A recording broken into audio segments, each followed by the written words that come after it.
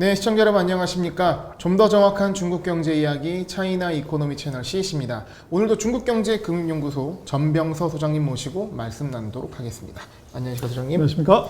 네, 저희가 정말 중요한 내용을 배우고 있는 중입니다. 중국 플랫폼 규제를 이해하기 위해서 꼭 알아야 할, 또 중국에 투자를 하기 위해서 앞으로 이해해야 할 개념들을 좀 보고 있는데요. 지난 시간에 그 첫 번째 개념으로 시진핑 사상에 대해서 이해를 해봤습니다. 근데 그 다음에 이거만큼 중요한 의법치국이라는 네. 개념이 있는데 이건 또 어떤 개념인가요? 그래서 이게 최근에 사고 쳤던 그 플랫폼 기업들의 주가 폭락의 가장 주범이 바로 이겁니다. 네. 그래서 지난 시간에 이제 시진핑이 꿈꾸는 중국의 미래, 거기에 이제 시진핑 사상이라고 하는 것의 그 세부 내용들을 봤는데 네. 그것을 실행하는 방법 중에 하나가 바로 의법치국이라는 게 있었습니다. 실행론의 핵심 사상. 그렇습니다. 요게 이제 그 주가를 보는데 중요한데요. 2014년 10월 달에 중국이 소위 말하는 법에 의한 국가 통치, 의법치국이라는 거를 얘기를 해요. 네. 그럼 뭐 나라를 다스리는데 그 법으로 통치를 안 하냐? 그렇죠. 기본적으로 현대 국가가 법치 국가 아니겠습니까? 예. 그래서 중국도 뭐 헌법 있고 형법 있고 민법 다 있는데 네. 그러나 그것보다가도 이제 더 앞서는 법이 있는 거죠. 네. 소위 말하는 당치. 당이 결정을 해버리면 이거 네. 확 이제 가는 거고 그보다 더 센 것은 바로 인치입니다. 네. 권력자가 얘기를 하면 이제 가는 그런 문제가 중국에서는 만연을 했고 이것을 이제 정비를 하겠다는 겁니다. 그래서 2021년 1월 달에 2035년까지의 이 법치계 건설 계획이라는 걸 얘기를 해요. 네. 그래서 이거 참 이게 묘한 건데 이게 도대체 뭐냐고 했는데 이게 시간이 지난 6개월 지나고 나왔더니 이게 바로 플랫폼 기업들의 대폭락을 가져온 겁니다. 네. 그래서 이제 인치하고 법치를 놓고 보면 이제 이 중국은 당이 모든 것을 좌지우지하는 데서 이걸 이제 법치로 그다음에 사람이 이제 관시로 하던 거를 제도화로 가는 것 요게 이제 어떻게 보면 민주사회 선진사회로 가는 거죠. 그래서 중국도 그런 식으로 변화를 하고 있는데 이 시진핑은 최종 학력이 칭화대 법학 박사예요. 가방 좀 깁니다. 법학 박사. 그렇습니다. 그래서 법치인데요. 네. 그래서 이제 시진핑의 법치의 의미는 그래서 자기가 뭐 공대 나온 사람은 이제 전자산업 육성하는 거고 법대 나온 사람은 법으로 다스리겠다. 네. 이제 그렇게 하는 건데 네. 그 시진핑의 법치의 의미에서 이제 2017년에 그 개최된 19차 당대에서요. 이 모택동은 나라를 일으켰고 등소평은 부유하게 했고 시진핑은 강력하게 한다. 근데 강력하게 하는 걸 뭘로 강력하게 하냐면 법으로 한다는 겁니다.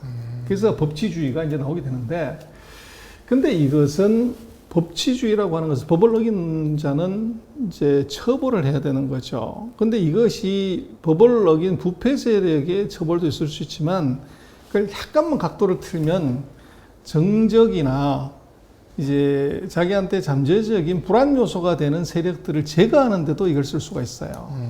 그래서 이게 이제 그 반부패인데. 그러니까 법치하면은 떠오르는 게 진시황 아니겠습니까? 네. 그만큼 뭐 정적들을 그렇습니다. 법으로. 네. 그래서 이제 시진핑 같은 경우는 사실은 모택동 시대만 해도 인치가 대부분이죠. 거의 황제급이었으니까. 네. 그래서 이제 중국으로서는 이제는 그 폐해를 알기 때문에 법치로 가야 된다고 하면서 그 법치의 주 포커스를 부정부패 단속에다 맞춘 겁니다. 그래서 시진핑은 뭐 2012년에 집권을 했지만 지지 세력이나 기반이 별로 없는 이제 태자당 출신이었기 때문에 기존에 이제 후진타오 주석의 이 공청단이나 그 장서민 주석의 상하이 방의 이 어떻게 보면 세력들을 쳐내고 자기 권력을 확보하는데 그게 결정적으로 쓴 게 바로 의법치국입니다. 그래서 부정부패로 다 걸어버리면 그건 명분으로도 뭐든 이게 다 걸리는 거죠. 그래서 시진핑 정부 1기 동안에 약 440명에 달하는 장차관을 부패 혐의로 처벌을 했고 여기는 거의 100명 가까운 장군도 포함이 되어 있습니다. 그래서 그 시진핑 1기 정부 때 보면 마오타이 주가가 대폭락을 해요. 그때 폭락하는 이유가 뭐냐면 부패한 장군의 집을 털었더니 마오타이가 만병이 나왔어요. 그래서 이게 이제 니들은 전쟁을 총으로 안 하고 술로 하냐. 네. 그래서 금주령을 내려버린 거죠. 그래서 마오타이가 매출액이 곤두박질 치는 일이 벌어졌고, 그게 이제 마오타이가 대중화되고 어떻게 보면 가격을 좀 내린 네. 전화위복이 되는 계기도 바로 시진핑의 부패 단속에부터 시작을 했어요. 네. 그래서 이제 그러나 약간 우리가 오해하면 안 되는 것은 의법치국이라고 하는 것이 이게 우리가 서방에서 얘기하는 법치하고는 좀 달라요. 네. 그래서 이게 개념이 약간 다르고 네. 이것은 이제 공산당이 영도하는 리딩하는 법치고 우리처럼 상권분립한 그런 법은 아니에요. 사법부의 어떤 뭐 그런 그렇죠. 아니고. 독립이 네. 아니라는 거예요. 예.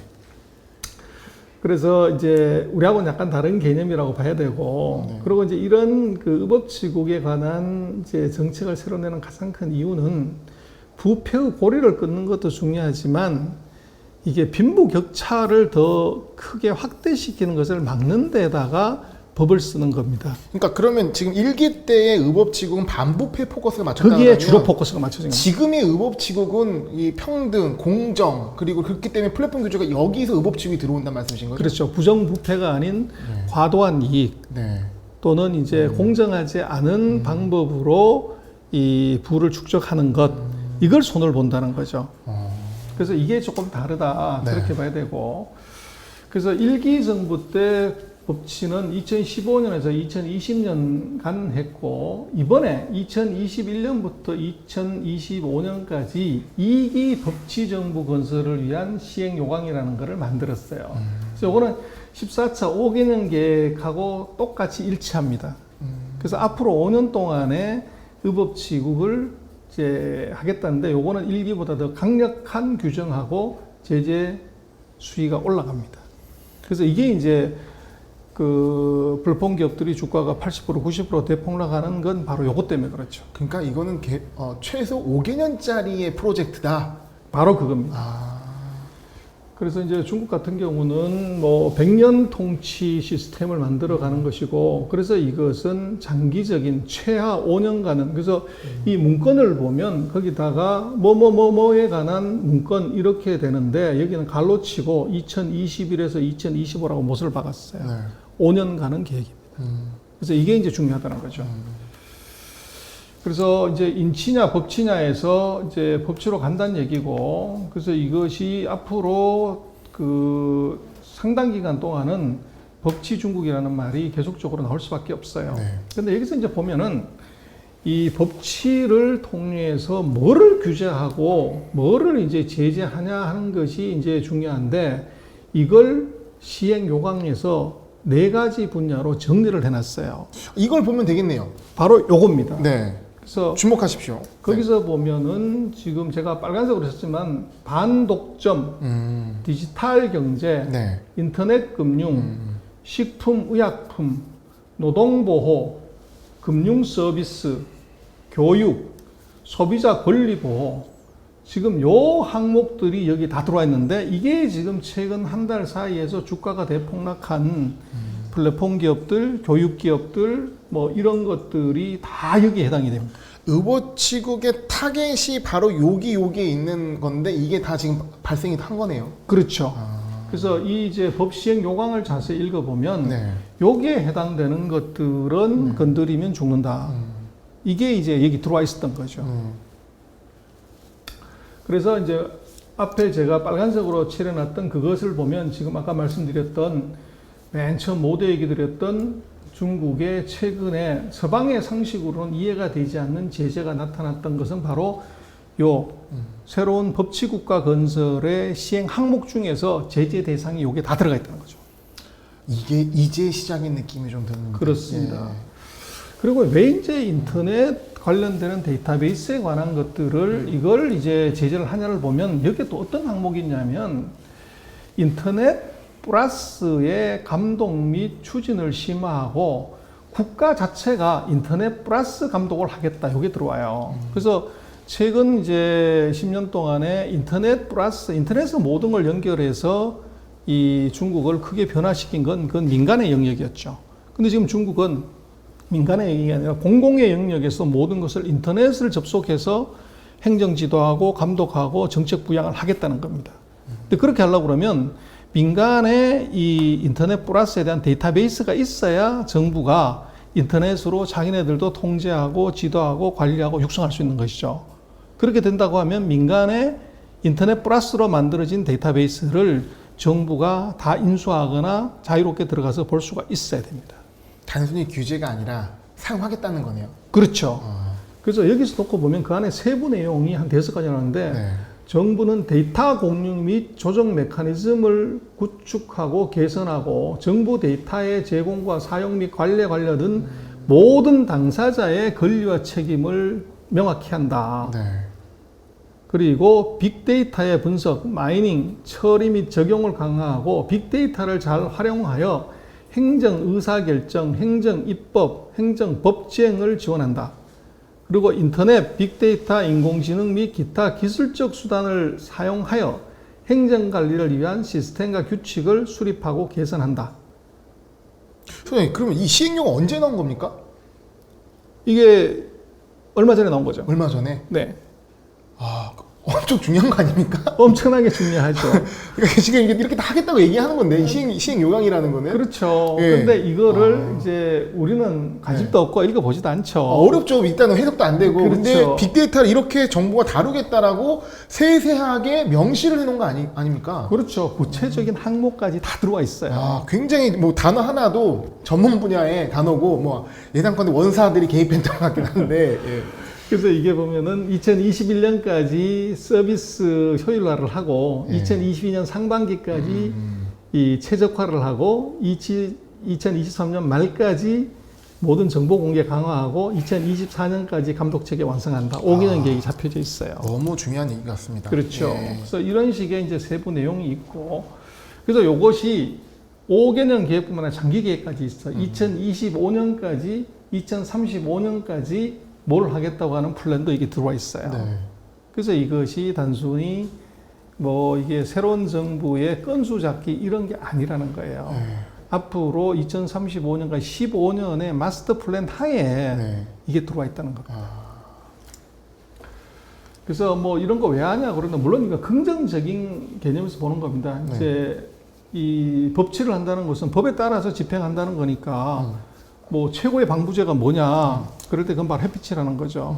햇빛을 쏘이게 되면 모든 것이 다 드러나게 되고 네. 투명하게 된다는 건데 그래서 결국은 중국이 지금 얘기하는 것은 모든 프로세스를 이 공개하겠다. 그리고 합법적인 법 절차에 의해서 하겠다. 얼마나 지켜질지 모르지만 네. 그게 지금 법치 건설의 핵심 요강입니다. 그러니까 지금 저희가 이 법칙 의법치국에 대해서는 이게 좋다 나쁘다 평가하는 게 아니라 현재 이게 들어와 있는 상황이고 이거에 대해서 최대한 객관적으로 설명드리는 거잖아요. 그렇죠. 이게 뭔지를 알아야 뭔지를 알아요. 정확하게. 플랫폼 기업에 대한 네. 제재는 왜 생겼고 이게 어디까지 지속이 될 건지를 주가 차트로 아무리 봐도 그건 답이 없어요. 현상에는 정확한 이해만이 올바른 솔루션을 할 수 있기 때문에 저희가 그렇습니다. 하는 것이고 이게 옳다 그러다 얘기하는 게 결코 아니다 말씀을 꼭 드리고 싶습니다. 그리고 이제 네. 이걸 어떻게 하냐를 놓고 보면 이게 이제 시행 요강에 보면은 이거 법치국가 건설을 위한 연처 보고서를 매년 만들고 공개해라. 네. 그리고 이 각 지방 정부 및 정부 부처 그리고 중요한 간부의 성과 평가의 중요한 부분으로 이 법치를 얼마나 실현했냐를 갖다가 인사고과에 반영한다는 거예요. 네. 그리고 법 집행 기능을 담당하는 부서의 책임자는 임기 동안 법치에 관한 1회 이상의 외부 교육 받아라. 뭐 이런 것까지 규정을 해놨다는 거죠. 네. 그래서 이것은 그냥 뭐 해보는 얘기가 아니라는 거고. 네. 그래서 지금 이게 의법치국이라고 하는 법치국가 건설이라고 하는 부분이 이것이 이제 부정적인 요인, 긍정적인 요인이 다 있어요. 네. 그러나 중요한 것은 이것이 투자에 미치는 영향, 이게 기간이 얼마나 갈 거냐고 하는 것이 중요한데 이것은 한 달짜리, 두 달짜리 테마가 아니라는 거예요. 지금 명확하게 규정한 것은 5년의 플랜을 잡아놨고 5년 이후에 추가적인 10년의 마스터 플랜도 세부 계획은 없지만 잡혀져 있다는 거예요. 네. 그리고 그 구체적인 아까 그 법치국가 건설에서 제재를 하겠다고 하는 항목들이 구체적으로 나와 있다는 겁니다. 그래서 이런 항목들의 경우들은 이것은 정부의 규제를 받는, 그리고 지금까지 왔던 것처럼 아무 규제 없는 규제 샌드박스에서 마음껏 헤엄칠 수 있는 것은 끝났다. 네. 이제 그렇게 봐야 됩니다. 원래는 그냥 어떤 상황이 생기면 그 현상을 이해하고 분석하는데 좀 치중을 했었는데, 지난 시간에 선부론에서 공부론으로 바뀐 패러다임을 얘기하시고 나서부터 지금의 상황이 어쩌면 폭넓게 이해되고 어떤 그런 새로운 개념에 대한 이해가 굉장히 중요한 느낌을 했는데요. 오늘 제 의법치국에 대해 얘기를 들으면서 너무나 중요한 개념이고, 우리가 투자를 넘어서 중국을 이해하는 데 있어서 매우 시청자분들께서도 관심을 갖고 공부해야 되는 영역인 것 같다는 생각을 합니다. 그렇습니다. 그래서 다음 시간에는 그 의법치국의 구체적인 피해 업종하고 네. 수혜 업종을 한번 리뷰해 보겠습니다. 네, 또 뭐 경제 채널인 만큼 어떤 그런 이제 필드의 실제적인 모습도 한번 같이 살펴보도록 하겠습니다. 선생님 오늘 말씀 감사합니다. 네, 고맙습니다.